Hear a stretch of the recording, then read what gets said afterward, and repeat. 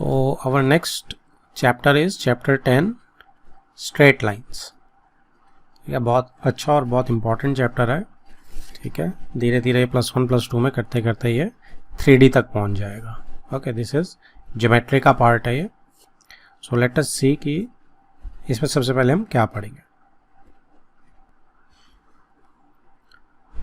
10th class में हमने देखा था 3 फॉर्मूले हमने करे थे कोऑर्डिनेट ज्योमेट्री के अंदर. First was distance formula.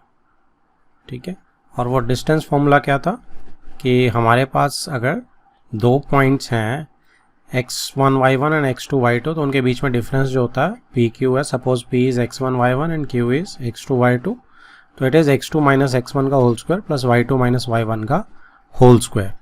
तो ये हमने अचीव कैसे किया था. एक रफली अगर मैं एक्सिस लूँ यहाँ पे और यहाँ पे मेरी एक लाइन आ जाए पी क्यू.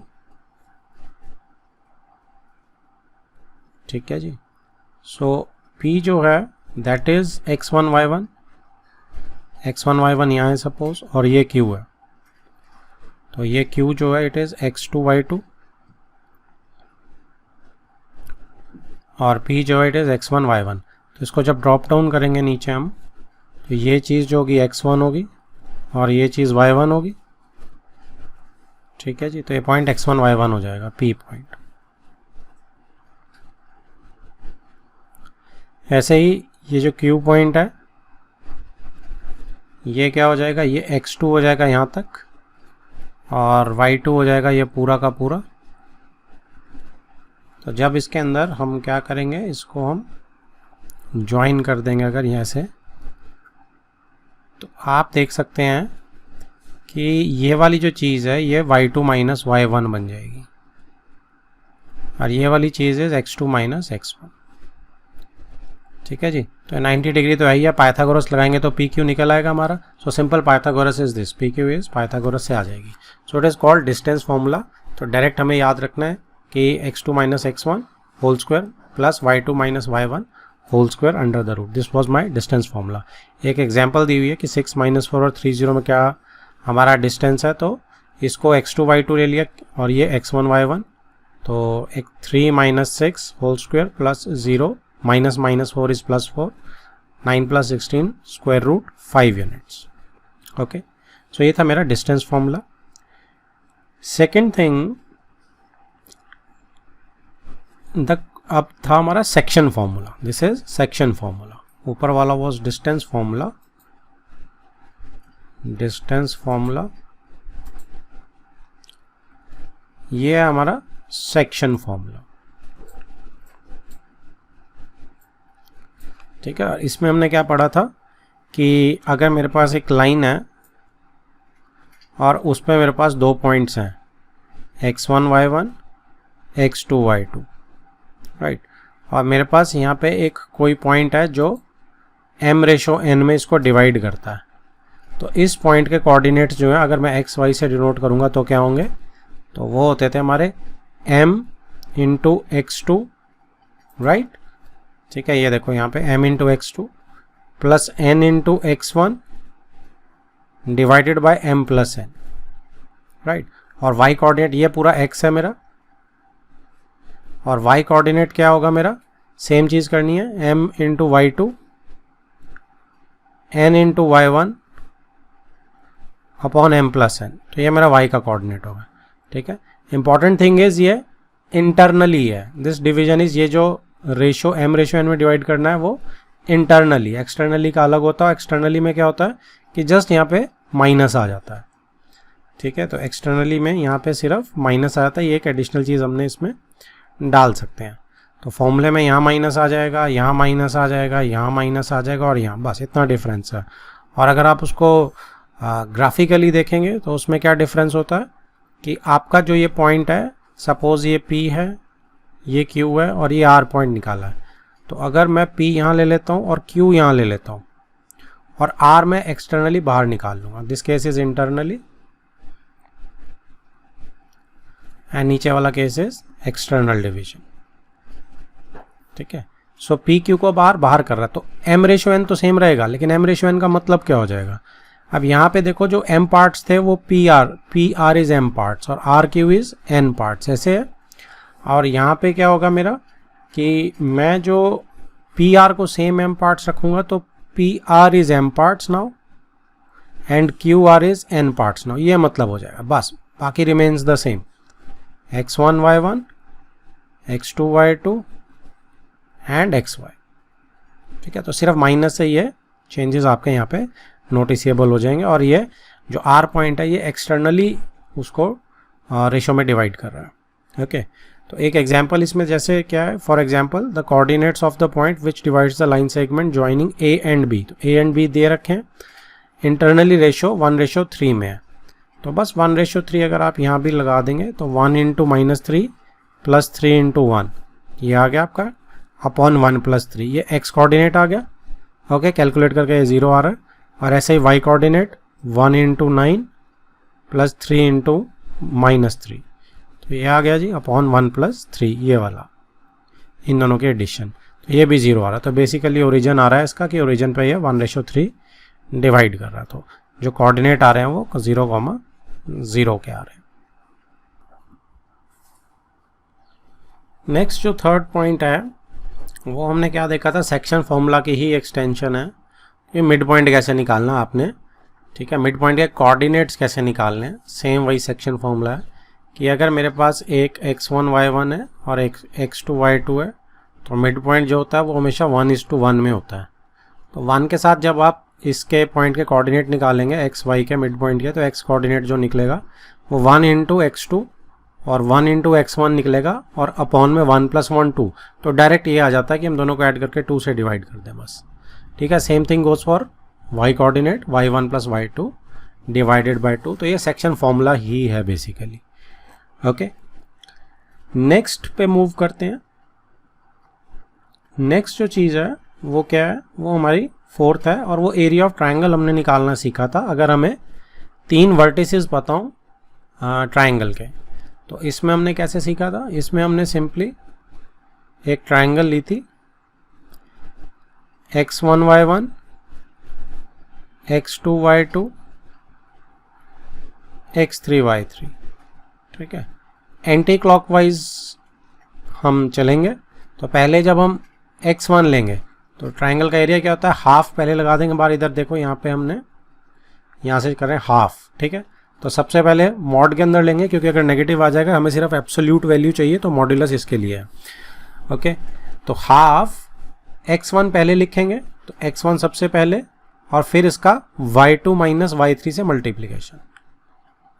ठीक है, सेकेंड है प्लस x2 और y3 - y1 से मल्टीप्लिकेशन, x2 y3 - y1 से।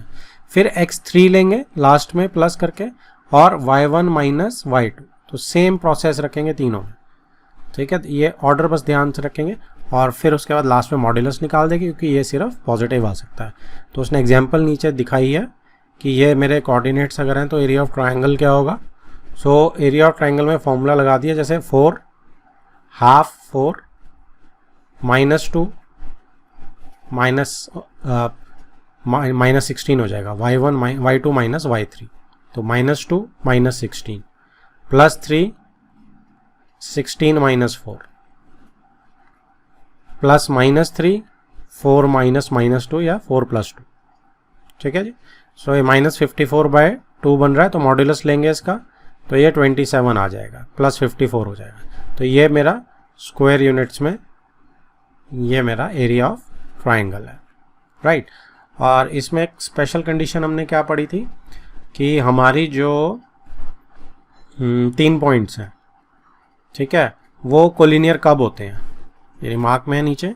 तो वो कोलिनियर तब होता है कि अगर एरिया ऑफ ट्राइंगल 0 हो जाता है।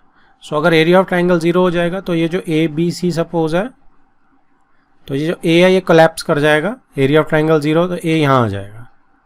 ठीक है, तभी हमारा एरिया ऑफ ट्राइंगल 0 होगा। तो कोलिनियरिटी की ये हम एरिया ऑफ ट्राइंगल से निकालते हैं। ओके, इसको हम सेम थिंग गोज फॉर कि हम इसको सेक्शन डिस्टेंस फॉर्मूला से भी निकाल सकते हैं। ए बी, यहाँ पे इस केस को अगर मैं लूँगा, सो ये B A plus A C is equal to B C आ जाएगा। ठीक है ना, बी ए प्लस ए सी की लेंथ जो बी सी के बराबर अगर आ गई तो ये कोलिनियर है, तो ये डिस्टेंस फॉर्मूला से हो जाएगा। और इनफैक्ट इसे हम सेक्शन फॉर्मूला से भी निकाल सकते हैं। सेक्शन फॉर्मूला से हम कैसे निकाल सकते हैं इसे कि आप कोई भी ए, जैसे ए के कोऑर्डिनेट्स हैं एक्स वाई हैं, तो आप एक्स को एक्स कोऑर्डिनेट से रेशो निकाल लो k/1 लेके, तो वो जो रेशो आएगी उस रेशो से आप वाई निकाल लेना, ठीक है, या वाई से भी निकाल लो, अगर दोनों से सेम रेशो आ रही है दैट मीन्स कि वो एक ही उस पे है, मतलब लाइन पे है। तो सेक्शन फॉर्मूला से भी आप निकाल सकते हैं। तो तीनों से हम कोलिनियर निकाल सकते हैं, लेकिन द इजीएस्ट इज कि ट्राइंगल को आप एरिया को 0 कर दो। नेक्स्ट टॉपिक, अब जो हमारा टॉपिक है दैट इज स्लोप। क्या होता है स्लोप, ठीक है। सो एक लाइन जो है, जैसे ये हमें एक डायग्राम दिख रही है, ये लाइन L है, ठीक है, ये x एक्सिस के साथ किस एंगल पे इंक्लाइंड है, राइट। तो ये जो थीटा है इसको हम बोलते हैं कि ये इंक्लिनेशन है इस लाइन की, x एक्सिस के साथ जो भी एंगल वो बनाएगी it is inclination of the line, right. और इसका अगर मैं टेंजेंट कर दूंगा यानी कि tan थीटा कर दूंगा, ठीक है, उसको बोलते हैं हम स्लोप और gradient of the line L। तो tan theta is basically slope, और इसको हम m से डिनोट करते हैं, m is equal to tan theta, और इसको हम हमेशा x एक्सिस से एंटी क्लॉकवाइज मेजर करेंगे, ठीक है जी।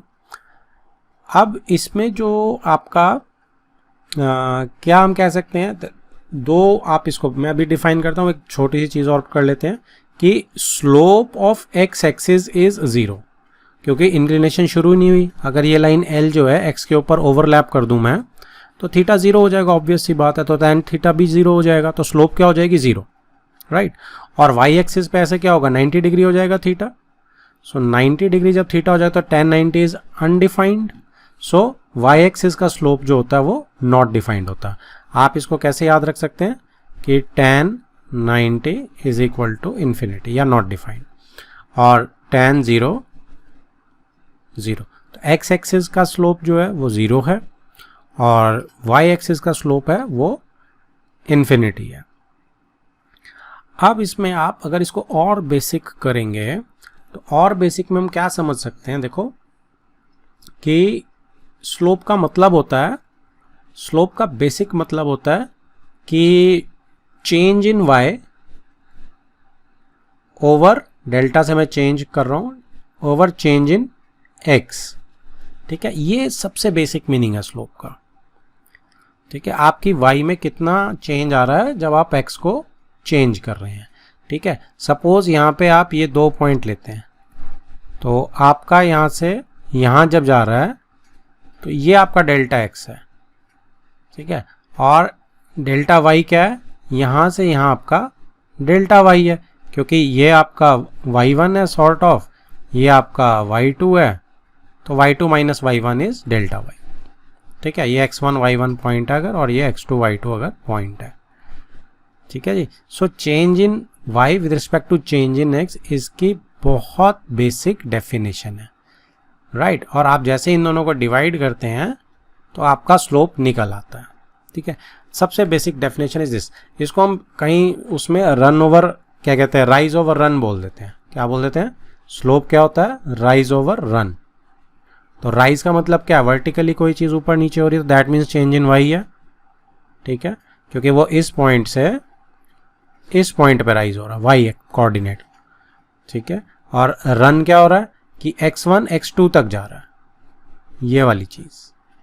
सो it is rise over run, ठीक है। बट हमने क्या बेसिक डेफिनेशन याद रखनी है कि change in y axis upon change in x coordinate with respect to change in x, ये हम स्लोप होता है, ओके। और सबसे इससे जो मैथमेटिकल टर्म्स में कन्वर्ट करना है that is m is equal to tan theta. सीधी सी बात, ये मेरी स्लोप की मुझे दो चीज़ें डिफाइन हो गई मेरी। अब आप इसमें देखो कि अगर मैं इसमें tan theta, okay, tan theta है ना हमारे पास, तो tan थीटा अगर मैं ये देखो, थीटा ये है, ये लाइन पैरेलल भी तो बन रही है इसके, हॉरिजॉन्टल्स आर पैरेलल, तो ये कॉरस्पॉन्डिंग एंगल थीटा ये भी हो जाएगा। अब इसमें अगर ट्राइंगल के अंदर टेन थीटा मैं निकालूंगा तो क्या होगा, परपेंडिकुलर ओवर बेस, तो delta Y over delta x ही होगा ना, ठीक है। तो ये सारी बातें मेरी कन्वर्ज करके एक ही चीज बता रही हैं कि स्लोप क्या होता है। अगला जो टॉपिक है that is slope of a line when coordinates of any 2 points on the line are given. तो 2 पॉइंट के कोऑर्डिनेट्स लाइन पे दिए हैं, तो पीछे जो हमने किया था सेम वही चीज है, ये एल ले लेते हैं, ठीक है। अब कोऑर्डिनेट्स आपको इस लाइन पे ये 2 गिवन है, ठीक है, ये P है x1 y1 और ये Q है x2 y2। तो इसमें जब हम चेंज निकालेंगे तो ये डेल्टा एक्स हो जाएगा ये वाला पोर्शन, क्योंकि इसको जब मैं नीचे ड्रॉप डाउन करूँगा तो ये थीटा है, ठीक है जी। सो यहाँ पे इसने ये एल लाइन ली हुई है, ये एम पॉइंट लिया हुआ है, ये आर पॉइंट लिया है और ये ओरिजिन है। तो इसमें जब हम बनाएंगे तो क्या बनेगी मेरी, देखो ये चीज़ x1 है, ये चीज़ y1 है, ठीक है, यहाँ तक x1 है और यहाँ तक x2 है। तो ये क्या बन गई, ये चीज़ मेरी x2 माइनस x1 बन गई, चेंज इन x बन गया। सेम थिंग ये चीज़ जो है y1 है और ये चीज़ कितनी है y2 है, इतनी y1 है। तो ये पॉइंट क्या बन गया मेरा यहाँ से, यहाँ y2 माइनस y1 QM। तो ये थीटा ही है क्योंकि पैरेलल लाइंस है हॉरिजॉन्टल। सो tan थीटा क्या आ गया मेरा, tan थीटा बड़ा ही सिंपल टर्म्स में है, m जो होता है वो tan थीटा होता है, m is equal to tan theta is equal to delta Y over delta X, ठीक है ना, परपेंडिकुलर ओवर बेस से भी आ जाएगा जैसे मर्जी। सो y2 minus y1 over x2 minus x1। तो अगर मुझे ये पता है कि मेरी लाइन पे 2 पॉइंट्स ये पड़ते हैं, उनके कोऑर्डिनेट्स मेरे पास हैं, तो मैं सीधा सीधा इस फॉर्मूला से स्लोप निकाल सकता हूँ। अगर मुझे एंगल पता है एक्स एक्सिस के साथ क्या पड़ता है तो स्लोप ये है, अगर मुझे 2 पॉइंट्स पता है, कोऑर्डिनेट्स पता है तो स्लोप ये है, ठीक है। तो 2 चीज़ें आगे मेरे पास स्लोप निकालने के लिए। अब एक देखिए, अभी तक जो हम केस डिस्कस कर रहे थे वो हमारा एक्यूट एंगल का केस था, ठीक है, केस 1 आप कह सकते हैं, that was for acute angle, right. अब केस 2 देखो, अगर एंगल जो है थीटा ऑब्ट्यूज है, तो जैसे ही थीटा ऑब्ट्यूज होगा तो थीटा जो है 90 से बड़ा हो जाएगा, तो लाइन की डायरेक्शन क्या है देखो चेंज हो गई, ओके। तो इससे क्या हुआ कि जब हमने वही चीज़ लगाई तो अब ये P जो है that is x1 y1 and Q जो है दैट इज x2 y2। तो अब जो अगर मैं M से लेके P तक का डिस्टेंस निकालूंगा तो वो क्या होगा, it would be y1 x1 बड़ा है ना अब इस केस में, तो y नहीं सॉरी x आएगा, तो ये आपका x1 माइनस x2 हो जाएगा, ठीक है, क्योंकि x1 इज बिगर। ऊपर से ये वाली चीज़ जो है ये सेम आपकी y2 माइनस y1 रहेगी क्योंकि y1 इज स्टिल बिगर। तो ये एंगल जो है पैरेलल लाइंस तो नहीं है, लेकिन ये पीछे वाला एंगल क्या हो जाएगा 180 माइनस थीटा हो जाएगा, ठीक है। तो ये वाला एंगल भी 180 माइनस थीटा हो जाएगा। तो अब जो मैं tan निकालूंगा वो मैं tan 180 माइनस थीटा का निकालूंगा and that will be P over B, ठीक है। तो ये परपेंडिकुलर है और ये बेस है मेरा, ठीक है। तो tan 180 माइनस थीटा आप यहाँ पे देख सकते हैं कि tan 180 माइनस थीटा निकालेंगे अब हम, 180 ये डिग्री है माइनस थीटा, x नहीं थीटा रखते हैं क्योंकि थीटा ही है यहाँ पे, just give me a second. So tan 180 minus theta is equal to, अब ये क्या y2 over y2 minus y1 है ओवर ये x1 माइनस x2 है। अब tan 180 minus theta second quadrant में पड़ता है और ये नेगेटिव होता है, so minus tan theta is equal to y2 minus y1 over x1 minus x2। अब आप इसको माइनस साइन को अगर एडजस्ट करेंगे तो ये चीज़ मैं वापस से x2 ओवर x1 लिख सकता हूँ, x2 माइनस x1 सॉरी। सो y2 minus y1 over x2 minus x1, तो ओरिजिनल फिर से चेंज आ गया, कोई फर्क नहीं पड़ा। सो मेरा थीटा चाहे एक्यूट हो चाहे ऑब्ट्यूज हो, मुझे कोई फर्क नहीं पड़ता है, मेरा स्लोप स्टिल सेम रहेगा y2 minus y1 over x2 minus x1। Clear है जी। Next topic is conditions for parallelism and perpendicularity of lines in terms of their slopes. तो सबसे पहले यहाँ जो डायग्राम दिख रही है वो क्या दिख रही है मुझे कि ये मेरा y एक्सिस है, ये मेरा x एक्सिस है, ओके, ओरिजिन, ये लाइन L1 है मेरी और ये लाइन L2 है। अब कंडीशंस क्या है कि L1 L2 के पैरेलल होगी। देखो अगर L1 मेरी अल्फा एंगल बनाती है और L2 मेरी बीटा एंगल बनाती है x एक्सिस का, तो L1 का स्लोप क्या होगा? L1 का स्लोप इज tan अल्फा और L2 का स्लोप क्या होगा? tan beta, right. अब अल्फा जो है वो बीटा के इक्वल होगा तभी पैरेलल होंगी चीज़ें, ठीक है। कंडीशन क्या है कि अल्फा इज इक्वल टू 100 पर इंक्लिनेशन बराबर होगी, कहने का मतलब तभी आपकी लाइंस पैरेलल होंगी ना, ठीक है। तो अगर अल्फा बीटा के बराबर होगा तो tan अल्फा भी tan बीटा के बराबर होगा। That means in simple term slope जो है वो मेरे बराबर होंगे, सीधी सी बात कि कंडीशन यही है कंडीशन पैरेलल लाइंस के लिए कि दोनों जो भी लाइंस पैरेलल होंगी, इस केस में दो लाइंस हैं, तो स्लोप जो है वो इक्वल होगा, ठीक है। So this is the major condition for parallel lines. And second thing is condition for perpendicularity. दो लाइंस परपेंडिकुलर कब होंगी? तो इसमें भी ये मेरा एक्सिस है, ठीक है। अब ये लाइन जो है वो L1 है, ये लाइन L2 है, ये बीटा एंगल बना रही है, ये अल्फा एंगल बना रही है x एक्सिस के साथ, ठीक है। अब ये दोनों लाइन 90 डिग्री पे यहाँ पे होनी चाहिए, ठीक है। तो इसकी कंडीशन हमने निकालनी है। तो आप इसकी कंडीशन कैसे निकाल सकते हैं? देखिए यहाँ पे ये एंगल 90 है तो इसका वर्टिकली ऑपोजिट एंगल ये भी 90 हो जाएगा। अब आपको पता है इस ट्राइंगल के अंदर this angle plus this angle is equal to external angle, clear है। So alpha plus 90 is equal to beta आ रहा है, राइट। तो इन दोनों की स्लोप्स निकाल लेते हैं, ये चीज़ आ गई मेरे पास। अब जैसे मैं दोनों का tan करूँगा, so tan beta is equal to tan alpha plus 90। अब ये आपका कॉम्प्लीमेंट्री एंगल बन गया, तो ये कितना बन जाएगा? सेकेंड क्वाड्रेंट में आपका ये माइनस कॉट अल्फा होता है, ठीक है, is equal to -1 over tan alpha, ठीक है। इसको मैं ऐसे लिख सकता हूँ। सो कितना आ गया? tan beta is equal to negative of tan 1 upon tan alpha. तो ये मेरा M2 है, अगर लाइन 2 है ना, क्योंकि बीटा कहाँ से आ रहा है, तो इसका स्लोप इज, अगर इसका स्लोप L2 का स्लोप जो है M2 है और L1 का स्लोप M1 है, so M2 is equal to negative of M1। तो ये कंडीशन है आपकी परपेंडिकुलर लाइंस की। सो L1 L2 जो है आपस में दो लाइंस कोई भी कब परपेंडिकुलर होंगी? जब वो एक दूसरे के उनका स्लोप जो है नेगेटिव रेसिप्रोकल होगा। इसी चीज़ को हम और करके दोनों को अगर क्रॉस कर देंगे तो M1 M2 -1, इसको भी आप याद रख सकते हैं, ठीक है। दोनों का मल्टीप्लाई -1 होगा या दोनों एक दूसरे के नेगेटिव रेसिप्रोकल्स होंगे। अब एग्जाम्पल देखते हैं। Find the slope of the lines.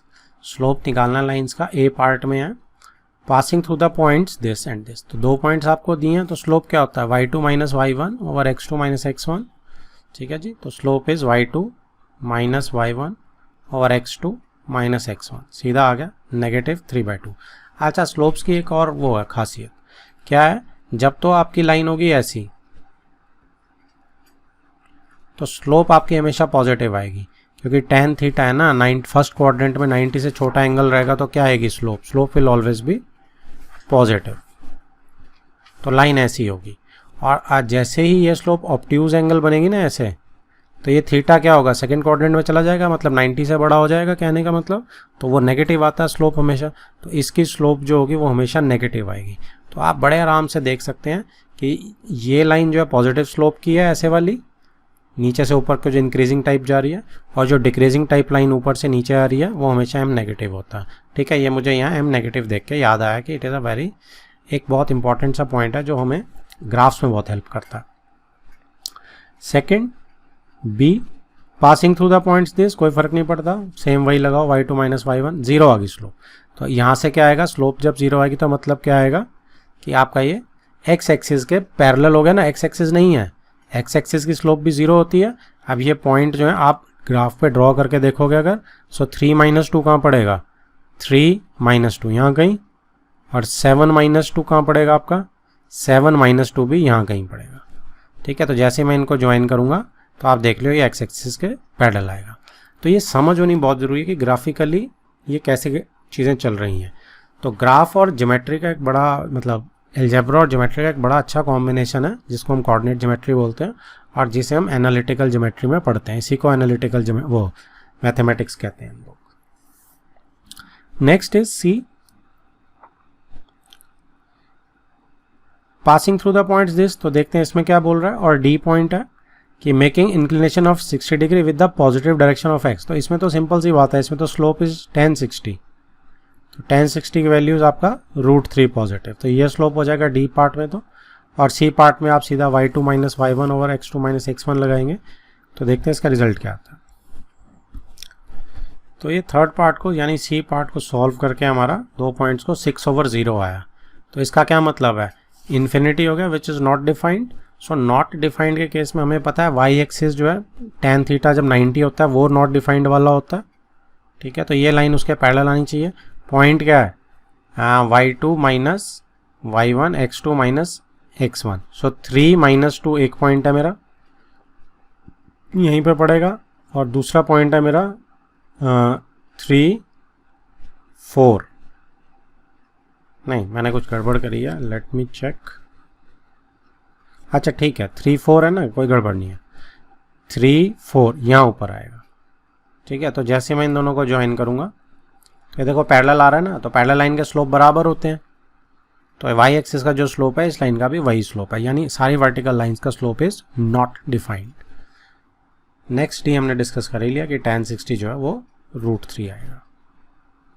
अब आप देख सकते हो पॉजिटिव स्लोप है, हमें पता है कि इसकी लाइन जो है वो ऐसे बननी चाहिए तो 60 का आपको पता है इंक्लिनेशन tan 60 इस टाइप का ही होगा कुछ। तो ये सारी बातें बिल्कुल मैच कर रही हैं। ठीक है, स्लोप भी पॉजिटिव है √3।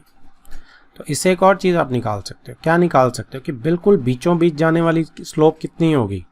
अगर मैं आपको कहूँ कि बिल्कुल एग्जैक्टली ऐसे बीचों बीच, तो 45 डिग्री होगा ना, देखो वही जाता ना ऐसे 45 डिग्री का स्लोप। तो tan 45 क्या होता है 1। ठीक है, तो y = x की लाइन है ना ये, तो इसका स्लोप भी 1। बाकी मैं आपको आगे एक और चीज़ बताऊंगा, शॉर्टकट स्लोप कैसे आप डायरेक्टली निकाल सकते हैं इक्वेशन के अंदर से। नेक्स्ट टॉपिक जो है that is angle between two lines. दो लाइंस के बीच में कैसे एंगल निकालते हैं। तो अगर मेरी ये लाइन L1 है, ये वाली लाइन, और दूसरी लाइन जो ये दी हुई है दिस इज L2, तो इनके बीच में जो एंगल है तो वो थीटा है सपोज। ठीक है, तो उसको कैसे निकालेंगे उसको। ठीक है, और एंगल ये भी देखो कुछ ना कुछ तो बन ही रहा है। ठीक है, तो इसको फाई बोल लेते हैं। एंगल तो दोनों ही बन रहे हैं ना, L2 और L1 के बीच में ये भी बन रहा है और ये भी बन रहा है, राइट। तो अगर मेरी जो L1 लाइन है वो α1 एंगल बनाती है x एक्सिस के साथ, और α2 एंगल बनाती है वो L2 जो है लाइन टू x एक्सिस के साथ। ये इंक्लिनेशन हो गई इसकी। ओके, तो अब आपका रिलेशनशिप क्या रहेगा। देखो जो आपका रिलेशनशिप है वो आपका ये वाला एंगल प्लस ये वाला एंगल। अब ये वाला वर्टिकली ऑपोजिट एंगल है तो थीटा ही हो जाएगा ये। ठीक है जी, सो ये जो रिलेशनशिप है आपका it will be α1 plus theta is equal to alpha two इस एंगल का एक्सटीरियर, इस ट्राइंगल में एक्सटीरियर एंगल बन जाएगा। अब थीटा जो है that is alpha two minus alpha one हो जाएगा। तो इंक्लिनेशन आ गई, एक रिलेशनशिप आ गई इंक्लिनेशन के बीच में। तो एक काम करते हैं, दोनों तरफ tan लगा देते हैं, दोनों तरफ tan लगा देते हैं। tan theta is equal to tan alpha two minus alpha one. So tan theta क्या हो जाएगा मेरा, खोल देते हैं, tan a माइनस बी का tan a minus tan b upon 1 plus tan a tan b, right. अब आपको पता है tan अल्फा टू जो है दैट इज, ये क्या है मेरा, ये मेरा m2 है, ये मेरा m1 है, ये मेरा m2 है और ये मेरा m1 है, ठीक है जी। सो क्या बन गया मेरा tan theta m2 minus m1 over 1 plus m1 m2 या m2 m1, जो आपका दिल करता है वो आप कर सकते हैं। तो ये तो मेरा रिलेशनशिप आ गई, ठीक है। अब इसमें दूसरा केस क्या बनता है कि भाई अगर फाई होगा तो क्या होगा। अब tan थीटा, आप देखो फाई के साथ क्या रिलेशनशिप है, फाई के साथ जो रिलेशनशिप है दैट इज थीटा और फाई की क्या रिलेशनशिप है, फाई जो है वो 180 माइनस थीटा है, लीनियर पेयर से। तो अगर इन दोनों का tan करेंगे हम तो tan फाई कितना हो जाएगा, tan 180 माइनस थीटा। तो यानी कि माइनस tan थीटा हो जाएगा सेकेंड क्वाड्रेंट में। So tan phi is minus tan theta, ठीक है जी। तो ये कितना हो जाएगा, tan थीटा की नीचे वैल्यू अगर मैं माइनस लगाऊंगा तो माइनस लगा के m2 माइनस m1 सीधा over 1 plus m1 m2, right. अब आप ये देखो कि जो फाई है that is what, that is my obtuse angle और theta is my acute angle, नहीं तो चेंज हो जाती है ना स्टोरी। सो इसका क्या मतलब हुआ कि मेरा ऑब्ट्यूज के साथ नेगेटिव आएगा और एक्यूट के साथ पॉजिटिव आएगा यहाँ पे, ठीक है। ये मेरा ऑब्ट्यूज है, तो सीधी सी बात है मैं हमेशा पॉजिटिव वैल्यू ले लेता हूँ तो मेरा एक्यूट एंगल आ जाएगा। तो मैं क्या करूँगा, मैं मॉड्यूलस लगा दूंगा, मैं क्या करूँगा कि मैं मॉड्यूलस लगा दूंगा और क्या बन जाएगा tan थीटा, जो भी वैल्यू निकले वो पॉजिटिव ले रहा हूँ मैं। तो पॉजिटिव लेने से क्या होगा, पॉजिटिव लेने से m1 m2 मॉड्यूलस, पॉजिटिव लेने से ये होगा कि हमेशा ही मेरा एक्यूट एंगल निकल के आएगा, थीटा एक्यूट एंगल हमेशा मैं वो ले रहा हूँ। और बाद में उसे 180 माइनस थीटा करके, जैसे अगर 60 डिग्री आया तो दूसरा तो 120 डिग्री अपने आप आ जाएगा। सो मैं फाइनल फॉर्मूला ये वाला इसको करूँगा और बहुत ही इंपॉर्टेंट फॉर्मूला है, ठीक है, कि दो लाइंस के बीच में एंगल कैसे निकाल सकते हैं हम अगर हमें स्लोप्स पता है तो। और that will always be modulus में लेके एक्यूट एंगल, दूसरा एंगल हम 180 माइनस थीटा करके हमेशा निकाल सकते हैं। तो ये देखिए केस 1, दो केसेस बन रहे हैं हमारे कि अगर m2 माइनस m1 ये वाली चीज़ जो है, ठीक है, पॉजिटिव आई। अब ये ठीक है, तो tan थीटा जो है वो पॉजिटिव हो गया और tan फाई जो है वो नेगेटिव हो जाएगा, ठीक है, which means theta will be acute and phi will be obtuse. Clear है ये हमें कि पॉजिटिव वाला एक्यूट हो रहा है और नेगेटिव वाला ऑब्ट्यूज। केस 2 बोलता है कि अगर यही नेगेटिव आ गया, ठीक है, तो क्या होगा, तो मतलब tan थीटा नेगेटिव आ गया और tan फाई पॉजिटिव, तो सिर्फ क्या चेंज हो रहे हैं, अब थीटा ऑब्ट्यूज हो गया, फाई एक्यूट हो गया। सो आप थीटा और फाई के केस में आप पढ़ो ही मत, ठीक है, आपको सिर्फ ये देखना है कि एक ऑब्ट्यूज आएगा और एक एक्यूट आएगा, ठीक है जी। और एक्यूट वाला हमेशा क्या होगा, पॉजिटिव होगा।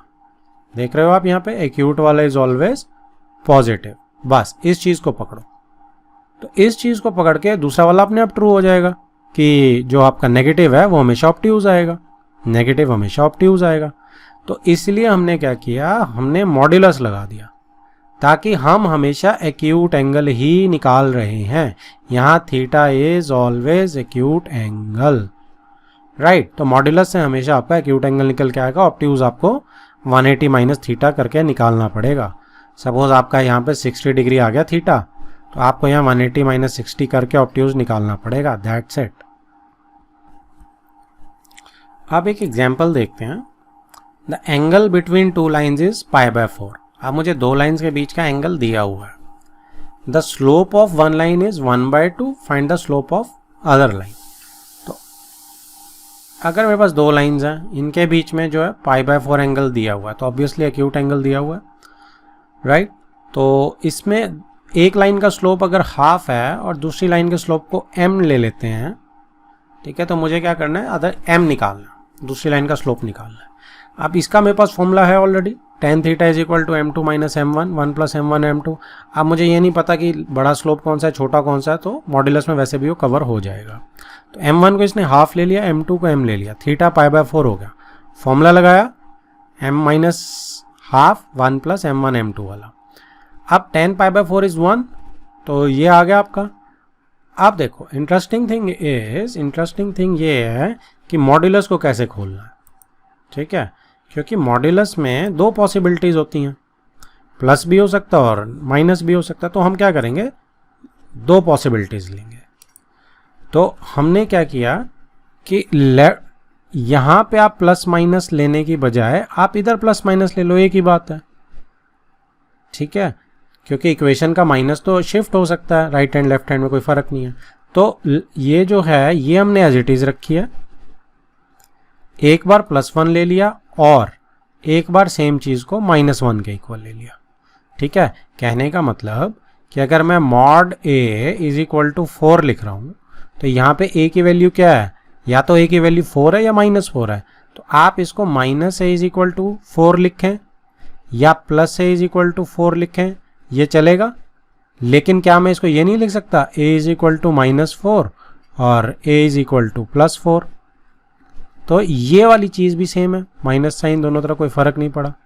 तो ये चीज़ लिख रहा हूँ मैं। राइट हैंड साइड को मॉड में हमेशा आज के बाद हम ऐसे करके सॉल्व कर सकते हैं। सो +1 लेके आप सॉल्व करेंगे सिंपल, तो ये आ जाएगा, और इधर -1 लेके सॉल्व करेंगे तो m ये आ जाएगा, ठीक है। सो अब इसमें दो कंडीशंस बन गई कि 3 वाले स्लोप के साथ भी यही बन रहा है और -1/3 वाले स्लोप के साथ भी यही बन रहा है, ठीक है। सो जो मेरा हाफ स्लोप था, तो 3 स्लोप जो होगा वो कुछ ऐसा आएगा। तो m इज इक्वल टू 3 वाली लाइन ये है, तो ये भी π/4 है। और एक और पॉसिबिलिटी निकल के आ रही है कि m -1/3। सो m -1/3 आपकी नेगेटिव स्टाइल में जाएगी कुछ, है ना। तो अगर कुछ नेगेटिव स्टाइल में जा रही है तो हो सकता है कि ये वाला एंगल π/4 आ जाएगा, ठीक है। तो बात तो सही है, दोनों के बीच में एंगल π/4 आ रहा है और मेरी कंडीशंस को सेटिस्फाई कर रहा है, तो ये दोनों वैल्यूज अलाउड है मुझे। तो ये देखो इसने अगले उसमें समझा भी रखा है कि ये m is equal to half वाली लाइन है, m इज इक्वल टू 3 से बड़ा स्लोप होगा, ठीक है। तो ये 45 डिग्री मेरा एंगल आ रहा है।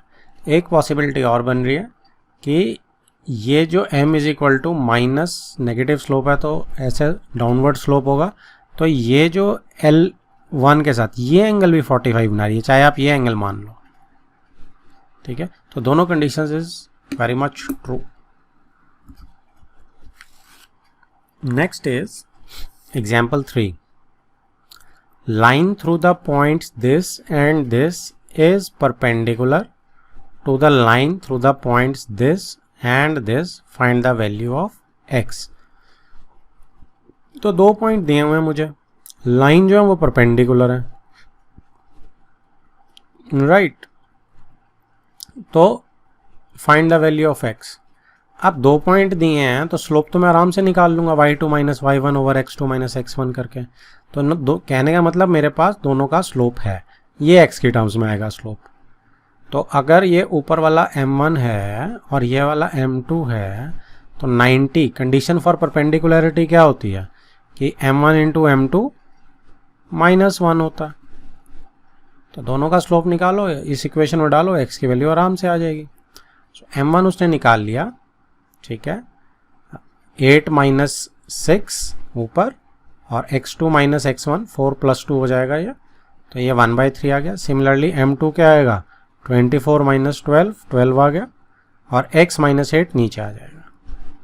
ठीक है, इस बात का आपने खास ख्याल रखना है कि जो एक बार x1 y1 आपने फिक्स कर दिया ना, उसको लिख लेना। ऐसे मत कर देना कि आप x1 माइनस x2 कर दो और y2 माइनस y1 कर दो, ये नहीं करना है, तो फिक्स कर लेना है। तो इसके बाद आपका ये आ गया। अब इन दोनों को मल्टीप्लाई करोगे, m1 into m2 is equal to -1, वहां से आपका x आराम से 4 आ जाएगा।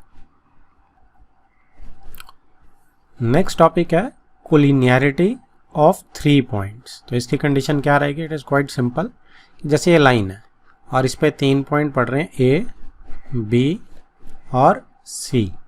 तो अब स्लोप में से कोलिनियरिटी कैसे निकाल सकते हो आप? देखो, जो AB का स्लोप है वही तो BC का स्लोप होगा, क्योंकि एक ही लाइन चलती आ रही है।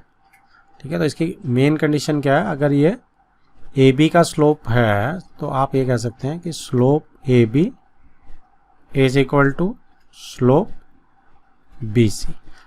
ठीक है, तो आप ये आराम से लगा सकते हैं। तो पॉइंट के मेरे पास कोऑर्डिनेट्स तो होंगे ही होंगे, तो उन कोऑर्डिनेट से मैं डायरेक्टली स्लोप निकाल के इक्वेट कर दूंगा। एक एग्जांपल से और क्लियर हो जाएगा ये। 3 पॉइंट्स P, Q and R lie on the same line. तो कोलिनियर हो गए तीनों पॉइंट्स।